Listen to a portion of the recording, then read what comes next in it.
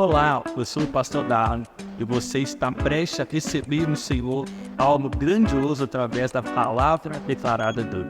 Por isso, prepare o seu coração para aquilo que você irá receber. E antes disso, nós te pedimos, se inscreva em nosso canal e curta esse vídeo. Nós estamos então em dezembro, na série de Natal da nossa igreja, com o título A Supremacia de Cristo.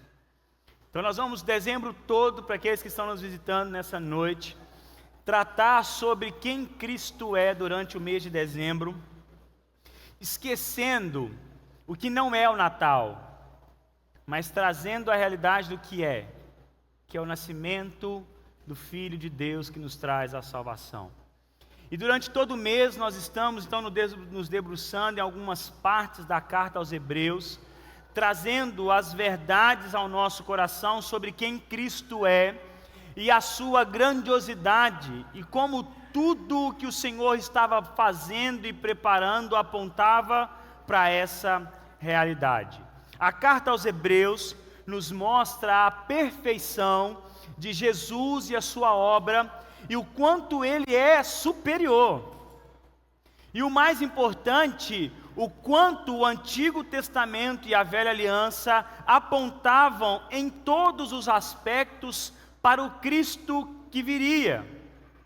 E hoje nós vamos nos deparar com essa realidade em ver que Cristo foi o grande sumo sacerdote, como nós falamos no domingo passado, mas também ele foi o perfeito sacrifício. Ele não simplesmente ministrava, mas se entregou por mim e por você. E o título então do sermão hoje é Jesus, o sacrifício perfeito. Eu queria te pedir para abrir a sua Bíblia em Hebreus capítulo 9. Nós vamos hoje nos debruçar do verso 11 ao verso 14, dando algumas pausas. E eu te peço, não feche a sua Bíblia, permaneça com ela aberta, para que você possa, junto comigo, caminhando durante a exposição. E eu te peço, não deixe que as distrações te roubem nessa noite, em nome de Jesus. Amém? Irmãos, você que está utilizando o celular, eu estava vendo algo, nada a ver com o sermão aqui não, mas só um alerta para nós. Um instituto americano, esqueci o nome agora, ele lançou dentro do estudo de todo o ano para definir 2024 em uma palavra, em um termo. Um instituto muito conhecido, eu vou ver se eu coloco no grupo da igreja, sempre eu falo que vou colocar no grupo da igreja, eu esqueço. Alguém me lembre. E eles definiram o ano com a palavra, não, mas a expressão, né? Cérebro podre. Foi a descrição. Você viu isso, Lala? Foi a descrição desse instituto e o quanto que está percebendo que os cérebros estão regredindo e cada dia mais nós estamos perdendo a nossa capacidade de conexão, de atenção e inteligência. E isso, irmãos, é algo para a gente alertar. Então você que está aqui hoje e está usando seu aparelho telefônico, aí, seu celular para ler a Bíblia, amém, utilize. Mas coloca no modo avião, não deixe que nada roube a sua atenção. Porque é algo que já rouba a nossa atenção em todos os lugares. E nesse estudo foi colocando pontos assim, irmãos, o mal da segunda tela, assistir a televisão com o celular na mão e vendo outras notificações, como que isso está acabando com o nosso cérebro. E isso a gente pensa e a gente vem para a igreja. Se diante da televisão, que são coisas assim, que está ali para nos prender mesmo a atenção, a gente não consegue focar, imagina que agora, onde o diabo também quer roubar a sua atenção. Então é um alerta para nós, é um alerta para nós adultos, um alerta para os nossos filhos, as nossas crianças. Nós temos que admitir que não sabemos mexer com os eletrônicos, não é para endemonizar, mas é para usar com sabedoria e que 2025 seja um ano diferente. Amém, irmãos? Então não deixe que nada roube a sua atenção nessa noite, para que você, não compreendendo a mensagem, o inimigo vem e roube a semente que vai ser lançada no seu coração. Amém? Então hoje, o sacrifício perfeito, Jesus. Verso 11 e verso 12, a palavra diz assim para mim e para você: quando, porém, Cristo veio como sumo sacerdote dos bens já realizados, mediante o maior e mais perfeito tabernáculo, não feito por mãos humanas, quer dizer, não desta criação, e não pelo sangue de bodes e de bezerros, mas pelo seu próprio sangue, ele entrou no santuário uma vez por todas e obteve uma eterna redenção. Paramos aqui. Na transição, mas continue com a sua Bíblia aberta, na transição dos ensinos da carta aos Hebreus, percebemos que o autor de Hebreus, dependendo da realidade que ele vai tratar, ele muda a forma com que ele vai falando sobre Jesus Cristo. Primeiro momento, no primeiro sermão, a abertura da carta, Jesus como Filho de Deus, a maior forma de revelação de Deus Pai a nós, ele o chama Jesus o Filho. O Filho encarnado, o Verbo encarnado, agora a palavra de Deus que se fez carne. Ele continua trazendo para nós, no capítulo 4, que Jesus, o grande sumo sacerdote, ele veio por mim, por você, ministrou a nós e traz a nós a vitória sobre o pecado, algo que nós não conseguíamos, e traz um convite para que possamos entrar na presença de Deus e nos aproximar do trono da graça, para que possamos receber misericórdia e graça em momento oportuno. Dessa vez, nesse momento, o autor de Hebreus agora utiliza para falar de Jesus e sobre Jesus o termo Cristo, ratificando aos seus leitores que Jesus, o qual eles viram, era e é o enviado prometido de Deus. E ele continua a trazer verdades, realidades, sendo depositadas e fundamentadas em uma verdade já pré-estabelecida aos leitores. Jesus como nosso grande sumo sacerdote. Então ele traz essa verdade novamente, no capítulo 9, no início, no capítulo 7 ele fala um pouco sobre isso, ele vai trazendo essa verdade de novo, mas agora no capítulo 9, a partir desse verso 11, ele traz essa verdade com duas mudanças. Primeiro, Jesus, ele é o sumo sacerdote, o ministro de todos os benefícios já presentes e realizados. A obra de Cristo, meu irmão, minha irmã, não é algo futuro, mas são bênçãos inumeráveis e consumadas.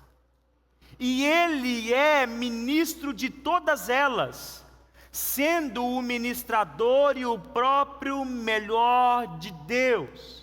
Quando o autor inicia essa parte dizendo, porque ele é o sumo sacerdote dos bens já realizados, é mostrando a diferença aos irmãos, que ele agora não ministrava sobre uma realidade que viria, como acontecia no Antigo Testamento, sobre uma promessa a se realizar, mas ele ministrava sobre uma obra já concretizada. Ele já estava aqui, ele estava entre nós. O enviado, o ungido, o prometido de Deus, estava entre nós e tudo se consumava nele e chegava a seu estado de perfeição, porque Jesus, o autor vai dizer para nós, é a revelação perfeita de Deus, superior aos anjos, superior a Moisés, e o sumo sacerdote que ministra também no perfeito tabernáculo de Deus. Quando ele começa a revelar sobre Jesus Cristo como sumo sacerdote agora, ele traz essas duas novas mudanças. Ele ministra sobre algo já concretizado, realizado, dos bens já disponíveis aos filhos de Deus, amém? Amém, meus irmãos? Então ele está aqui não para falar sobre algo futuro, mas ele está aqui trazendo para nós uma realidade já acontecendo. O final da história, os últimos dias, diante dos olhos dele, porque o enviado de Deus aqui está. E a segunda mudança que o autor traz para nós, que o sumo sacerdote, Jesus Cristo, o grande, o superior, ele ministra no perfeito tabernáculo de Deus. E o contraste que o autor vai trazer nesse momento, ele é claro. Cristo ministrou e adentrou, não em um tabernáculo feito por mãos de homens. Porque o santuário, o tabernáculo terrestre, era simplesmente uma cópia do santuário celestial, mas Cristo, então o sumo sacerdote da época de Arão, dessa aliança que o Senhor faz na época de Moisés, ministrava naquilo que apontava para uma realidade, mas em tudo de forma visível e terrena. Mas Cristo Jesus ministra na realidade espiritual, da qual o tabernáculo antigo era apenas uma figura. Moisés, ao descer do monte, desce com essa descrição e a revelação de Deus para detalhar tudo aquilo que ele viu. O tabernáculo perfeito nos céus. E o santuário no qual eles tinham e se debruçavam era apenas uma cópia do santuário celestial, mas Cristo, ele ministra na realidade espiritual da qual o tabernáculo antigo era apenas uma figura. Entenda, meu irmão, minha irmã que está aqui nessa noite, Jesus ministra e clama por nós no tabernáculo nos céus, perfeito e imaculado. Assim como ele já disse para nós, assim como Hebreus, o autor de Hebreus já revelou no nosso coração, após ele realizar a sua obra, ele subiu aos céus e hoje está à direita de Deus, porque a ministração e a súplica de Jesus não é como o sacerdote que clama daqui distante de Deus, mas ele clamou com Deus próximo ao Senhor. Por isso, não cesse de clamar a Jesus. Entenda, o povo naquela época se lançava em confiança e queria voltar às práticas antigas, depositando ali a sua fé, depositando em tudo que a religião judaica trazia, toda a sua bagagem, o seu histórico. Mas o autor de Hebreus vai dizendo para nós e aponta a verdade: o tabernáculo e tudo que vimos era somente uma fração do que era real e perfeito. Por que voltar para aquilo que apontava para uma realidade? Amém, irmãos? É a pessoa dizer que, olha, isso aqui, eu vou usar um exemplo de perfume aqui. Aí nós temos um perfume caro lá. Pensa num perfume de nicho aí. Perfume de R$3.000. Um Creed Aventus. Aí a pessoa está aqui. Aí a pessoa te mostra. Olha, você tem... Só que você sempre usou, Magno, o contratipo dele. E você está acostumado com o contratipo. Aí a pessoa chega e você quer te presentear. Eu tenho um contratipo aqui, mas eu também tenho o original. Você pode escolher para onde você quer ir. O cara fala assim... acho que eu vou ficar no contratipo, né? Eu sempre fui, a história da minha família, a história da minha casa sempre foi nele. É de pai para pai, pai para filho. Sempre entrega ali, e o cara fala assim, não, mas está aqui, ó. A realidade exposta a você. E por que se apegar ao que se parece? E era a realidade que o povo vivia nessa época. Eles estavam tentando, diante de tudo, e querendo, o seu coração tentando voltar para aquilo que apontava para uma realidade.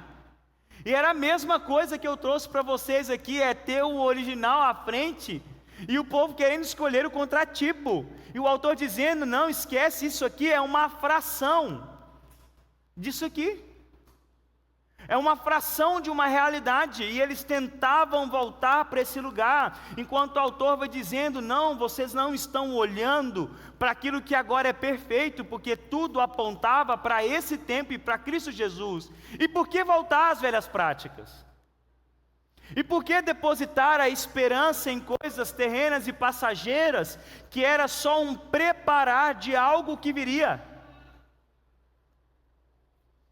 Irmãos, isso não é só naquela época, até hoje acontece.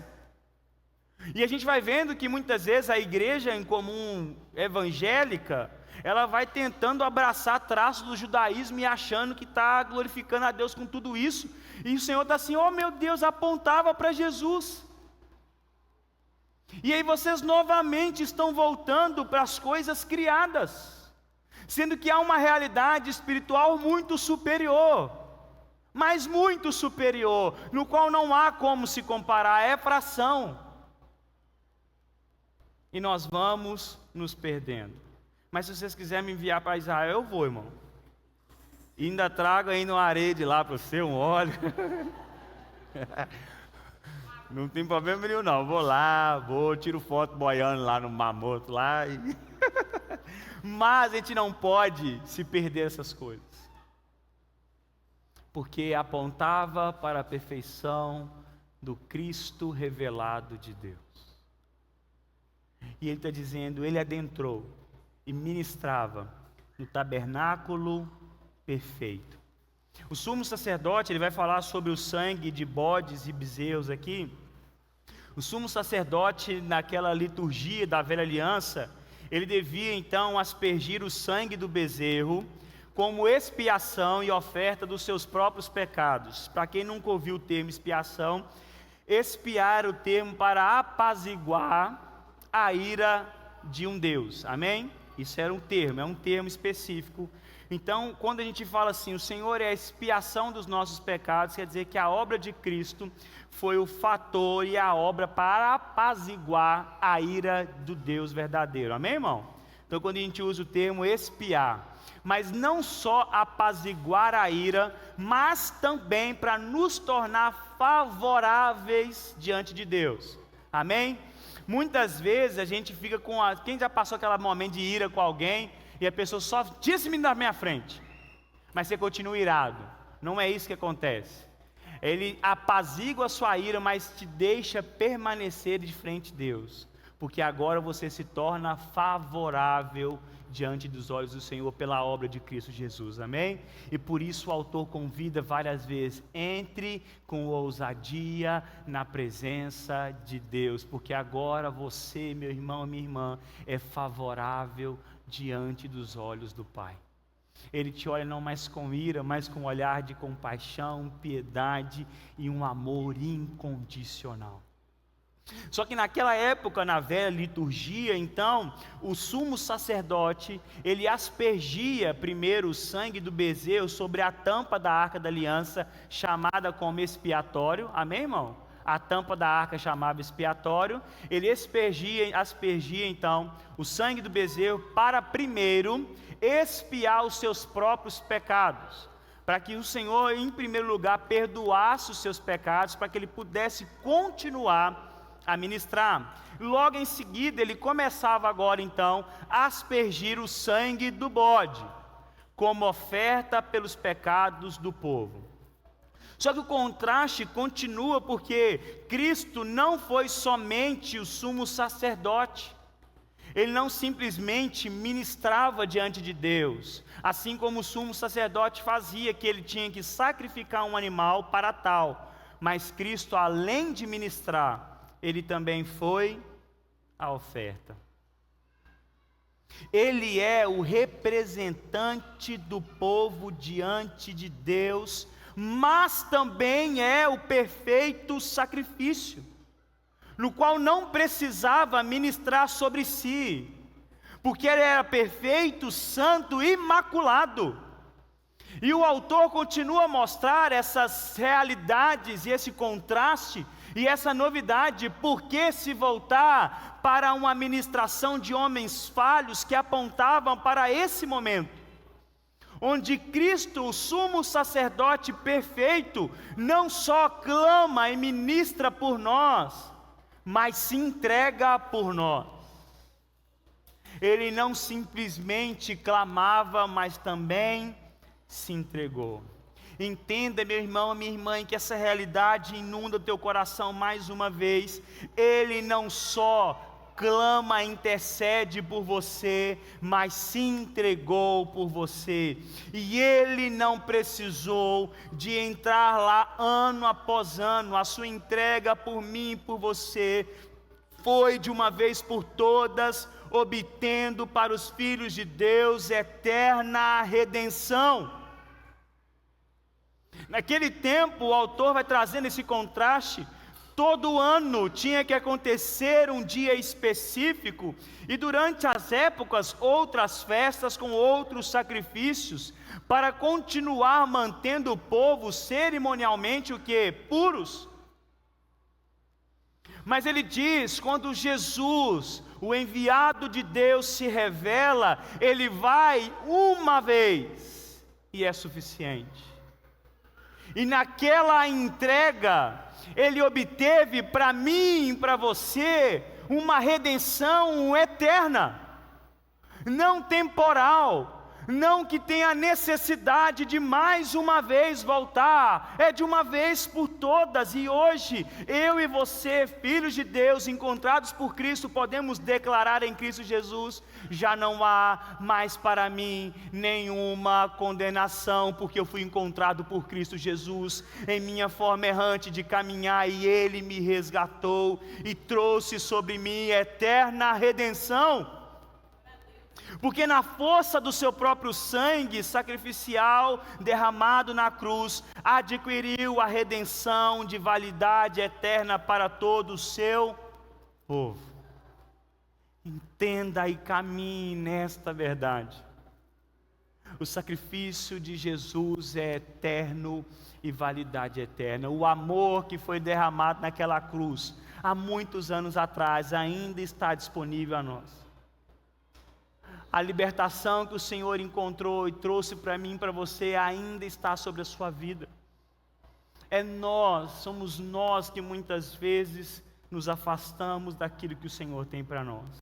E a entrega de Jesus se difere dos sacrifícios feitos no tabernáculo terreno em alguns outros aspectos. Primeiro, o sacrifício de Jesus foi o que, irmãos? Voluntário. Eu imagino que o animal deveria ir forçado. Amém, irmão? Provavelmente. E Paulo vai trazer a mesma realidade para nós em Romanos: olha, entregue vocês como um sacrifício vivo e santo diante do Senhor. Porque quando o sangue chegava o momento para expiar, o animal já tinha sido morto, irmão. Aí Paulo muda a realidade: agora vocês vão para o altar, é diferente. Lá eles iam morto, agora vocês se entregam vivos, santos diante do Senhor. Porque esse é o culto racional. Porque agora eu me entrego de forma intencional. O diabo te mostra uma bandeja e você fala: não. E você pede: Espírito Santo, me fortalece, eu não posso. Você vai lá e foge, irmão. E não. Porque você está se entregando como um sacrifício vivo, santo ao Senhor. E esse é o seu culto racional. Porque você foi resgatado por Cristo Jesus. Foi voluntário, o sacrifício de Jesus foi espontâneo, foi racional e muito mais, foi moral. Outras diferenças: os sacerdotes ministravam com sangue de animal, Cristo ofereceu o seu próprio sangue.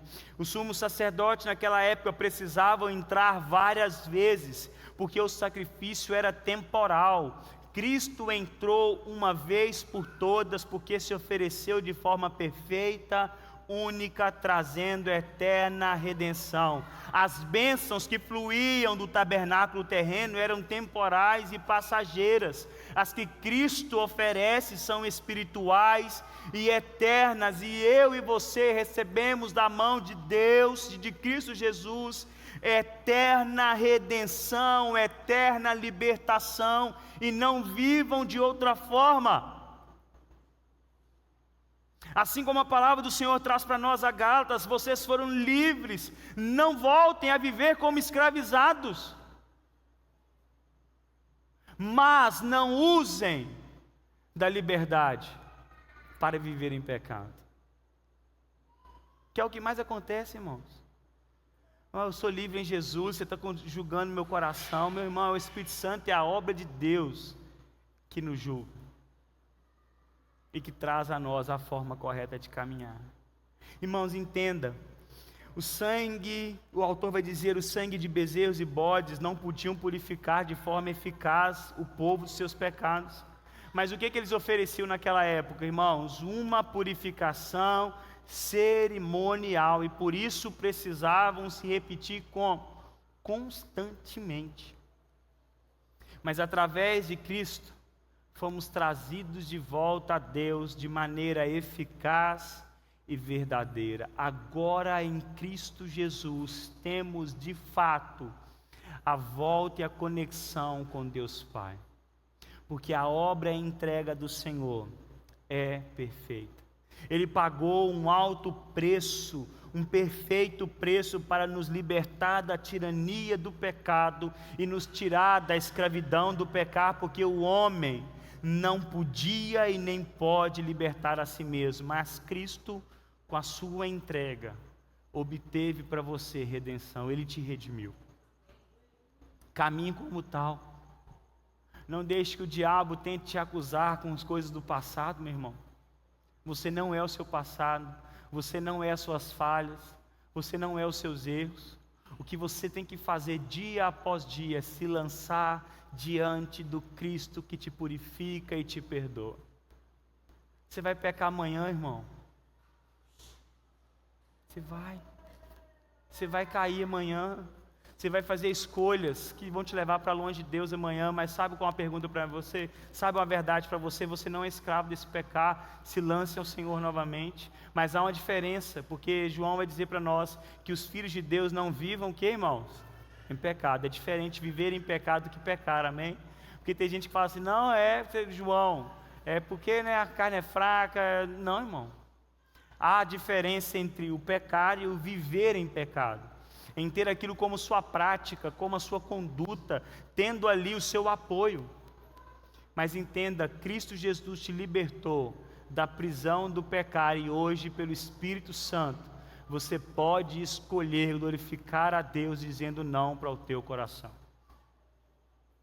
Amanhã você chegar no seu trabalho, o Espírito Santo que habita em você te fortalece para dizer não para os pecados que vão te rodear. Amanhã na escola ninguém está mais, né, irmão? Todo mundo de férias, né? Mas tem gente estudando ainda, né? Misericórdia, irmão. Deus te fortalece lá também, irmão. No meio do seu serviço, no meio da sua família, nas dificuldades da vida, o Espírito Santo te fortalece a glorificar a Deus com a vida de santidade. Não viva como escravos, sendo que já foram libertos por Cristo Jesus. Verso 13 e 14, leiam comigo. Portanto, se o sangue de bodes e de touros e a cinza de uma novilha, aspergidos sobre os contaminados, os santificavam quanto à purificação da carne, muito mais o sangue de Cristo, que pelo Espírito eterno a si mesmo ofereceu sem mácula a Deus, purificará a nossa consciência de obras mortas para servirmos ao Deus vivo. O autor agora ele começa a utilizar de uma ferramenta que é o contraste do menor para o maior. Ele começa a trazer os benefícios de algo menor para ainda mais elevar algo que é superior. E no menor ele lembra aos seus ouvintes e a nós os atos de purificação. Bodes e touros, ele já tinha utilizado, e ele traz à memória, quando ele fala do bodes e touros, o povo logo vai lembrar do quê? Do dia da expiação, o dia do perdão dos pecados da nação.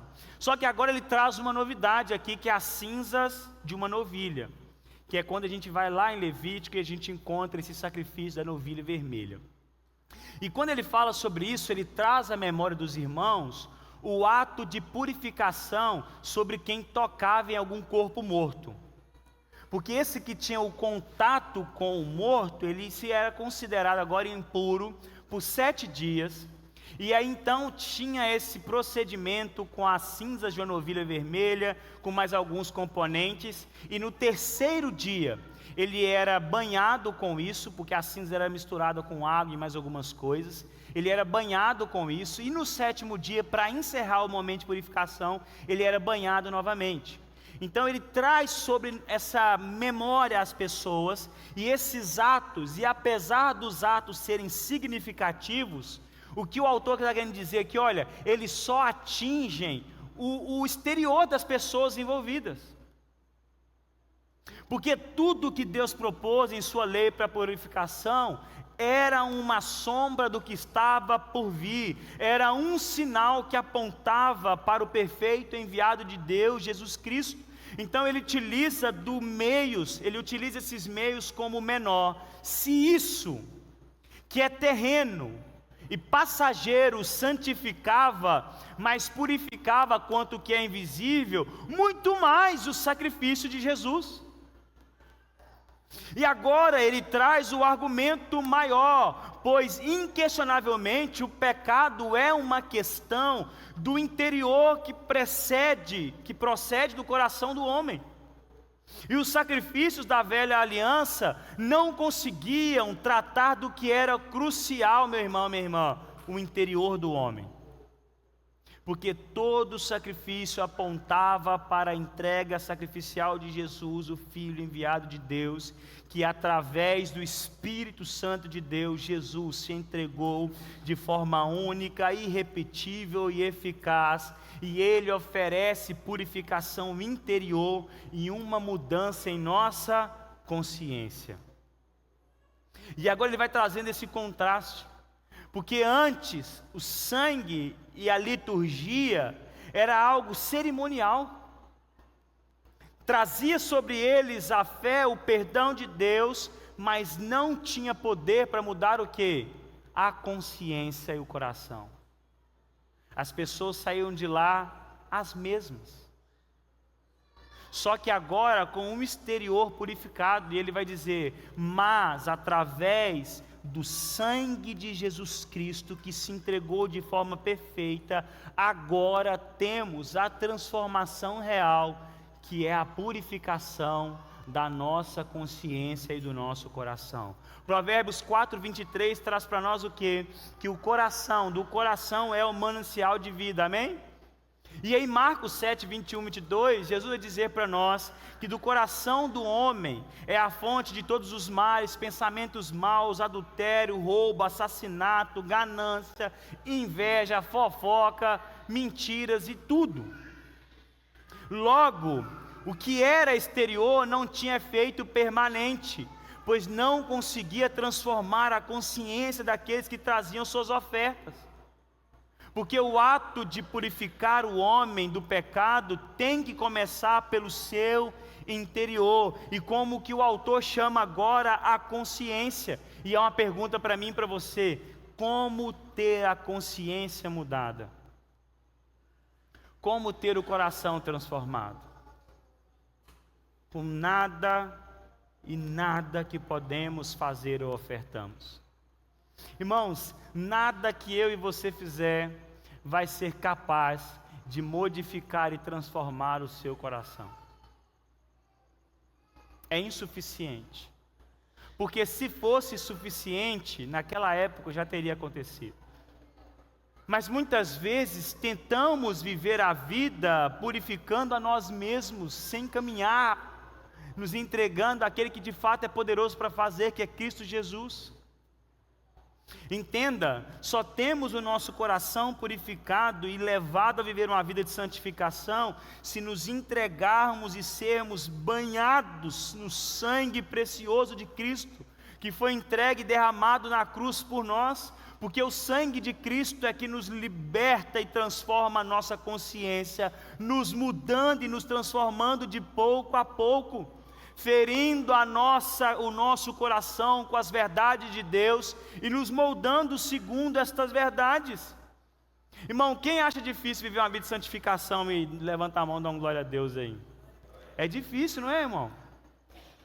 Se para nós que fomos encontrados por Cristo e tentamos caminhar para Ele já é difícil, de onde tiramos a possibilidade de tentar purificar a nossa vida sem Cristo? Vou tentar viver sem Jesus um pouco, vou tentar viver um pouco fora da igreja, fora do corpo de Cristo. Nossa, está uma bagunça. Nossa, você viu lá, o menino tem cabelo branco lá na igreja, foi no altar, o menino nevou. Nossa, que isso, o menino nevou, o pastor estava com tênis branco no domingo. Que igreja, o que é isso? Show da Xuxa é esse? Eu vou sair daqui, eu vou, tá com a confusão toda, agora eu vivo bem sem Jesus. Irmão, se nós, tendo a revelação de Cristo, o Espírito Santo habitando entre nós, é uma luta. Como acharemos que vamos conseguir viver uma vida de santificação, nos afastando de Cristo? Ele é o único capaz de fortalecer a sua vida para viver ainda buscando a santificação. Ele que te alerta, não é para vocês. Luta contra isso, não é para você. Esse lugar não te cabe mais, essa amizade não é para você mais, essa música, esse filme, esse negócio, essa roupa, isso aqui, essa forma de agir não é mais, esse linguajar não é para você mais. É Ele que vai te alertando e te dando força para viver esta guerra que acontece em nosso coração, amém, irmão? Porque a nossa carne está aqui ainda forte, tentando fazer com que a gente se debruce diante daquilo que o nosso coração quer, e o Espírito Santo tentando nos fortalecer, nos acordando, lute, trave essa batalha. Irmãos, minha irmã, meu irmão, minha irmã, não saia de perto de Cristo, se agarre a Ele, pecou, agarre ainda mais, porque se já está difícil na comunidade de Deus, perto de Cristo, o que dirá longe? O que dirá distante? Você não tem força para vencer a você mesmo. Você não tem força para dizer não para o seu coração. O que nos fortalece dia após dia é Cristo Jesus, habitando em nosso coração, e nós nos entregamos a Ele e declarando: eu quero glorificar a Deus através do meu não. Eu quero glorificar a Deus através da minha entrega, através da minha renúncia, através de Cristo nós conseguimos isso. Entenda, meu irmão, e o autor continua a exaltar Cristo Jesus, porque nós estamos aqui para isso, para exaltar o Filho de Deus. Ele começa a dizer: olha, ele é diferente do sumo sacerdote no tempo de Arão, que precisava de um animal para purificar a si mesmo. Entenda, irmão, nem na época de Arão ele conseguia se purificar, ele precisava de um animal, e nós ainda tentamos viver a vida sem Cristo. Mas o autor diz: Jesus foi a entrega sem mácula, a perfeita, santa e com efeito eterno. Cristo sem pecado ofereceu o seu corpo como oferta pelos pecados dos filhos de Deus. E além de uma vida de santificação e luta contra o pecado, o que essa purificação traz a nós? Porque entenda, o Evangelho é o Evangelho da graça, amém, irmãos? Glória a Deus. Você recebe um presente merecido. Cristo morreu por você sem você merecer, entenda, e nunca irá merecer. Você pode ser transformado no melhor crente do planeta aos seus olhos, ainda será um favor imerecido. Mas o Evangelho é uma mensagem que sempre nos cobra uma ação e uma resposta. Porque não foi feito o Evangelho, sabe aquele Evangelho assim, ó, agora eu estou aqui, ó, só de vitória em vitória, para receber as bênçãos de Deus, faço mais nada, agora eu estou inerte aqui, eu só recebendo as bênçãos, esperando Jesus voltar, Jesus vai me dar um carro abençoado, Jesus vai me dar uma casa maravilhosa, um casamento perfeito, os meninos não fazem birra, os meninos brigam, eu estou na igreja para isso. Bênção para mim, meu menino vai dormir a noite toda. Eu estou aqui para Jesus, é para isso, é para aproveitar. Não, o Evangelho nos cobra uma resposta e uma ação. Ele é de graça, mas nos cobra uma posição. E tem um efeito essa purificação toda. William Barclay, ele diz o seguinte, olha, o sacrifício de Jesus não contempla somente o passado, mas também o futuro. E olha só, pega isso para você, meu irmão, pega essa chave. Não faz apenas que o homem seja perdoado, mas também que seja instrumentalizado para fazer a obra de Deus. É o que o autor está dizendo aqui para nós. A purificação não é para me desfilar como o santo de Deus agora, mas não. Mas Ele me purifica para me preparar e me capacitar para a obra de Deus, que é de avançar a mensagem do Evangelho de Deus. Você e eu temos uma responsabilidade, você tem um trabalho a fazer, você tem uma mensagem a levar, porque você é carta viva de Deus, amém, irmão? Aleluia, irmão. Então a primeira coisa que o William Barclay vai dizer é que é o seguinte: Jesus, o sacrifício de Jesus não contempla somente o passado, mas também o futuro. Irmãos, eu falo isso demais aqui na igreja, irmão. Quem não sabe que você vai pecar amanhã é só você, irmão, mas Jesus já sabe. Você acha que o ato dele foi só para o passado? Ele já espera o seu coração arrependido amanhã, e ele está no seu amanhã. Amém, meu irmão? A graça de Deus alcança o coração quebrantado no seu amanhã, na sua quarta-feira, no seu final de semana que vem, porque o perdão e a obra de Cristo, ela é perfeita e atemporal e eterna. Mas a purificação no qual Ele derrama sobre a sua vida é te instrumentalizando para que você possa servir ao Deus vivo. Agora, com as nossas vidas sendo purificadas e santificadas dia após dia, sendo removidos de um caminhar que nos levava à morte espiritual, somos consumidos por um viver de amor e serviço obediente a Deus. Entenda, a entrega de Jesus não para no simples atos de nos salvar e purificar, mas nos convoca para o serviço na obra de Deus com um coração obediente e grato. Sua consciência tem sido transformada, meu irmão? Se entregue ao serviço de Deus. Anuncie a misericórdia que te alcançou. Anuncie a graça que te alcançou. Anuncie o Cristo que tem transformado a sua vida, que tem transformado a sua casa, transformou a sua história, a sua empresa, a sua família. Anuncie Cristo. Pare de falar sobre si e fale do quanto de Cristo tem na sua vida. Comece a declarar as bênçãos que Deus tem derramado sobre você, porque você tem sido purificado e liberto, foi para viver das boas obras de Deus. Você é carta viva do Senhor, aonde Ele te levar, meu irmão. Vira para esse irmão que está do seu lado, em nome de Jesus, e fala para ele: meu irmão, minha irmã, você é carta viva de Deus. Irmão, você vai levantar amanhã, e você vai, primeira coisa, você vai agradecer pela segunda-feira, amém? Aleluia, irmão. Para de amaldiçoar a sua segunda-feira. Você vai levantar e vai agradecer. Mais uma segunda-feira abençoada. Essa semana é minha. Bênção, bênção, bênção. Quem pegou, pegou, né? Quem pegou, pegou. Quem não pegou, perdeu. E aí, irmãos, aí você vai chegar no seu trabalho e você vai falar assim: olha, aqui não é só o lugar de onde eu tiro a minha renda, mas eu sei que Deus tem um propósito para mim aqui. Eu vou ser carta viva de Deus no meu trabalho.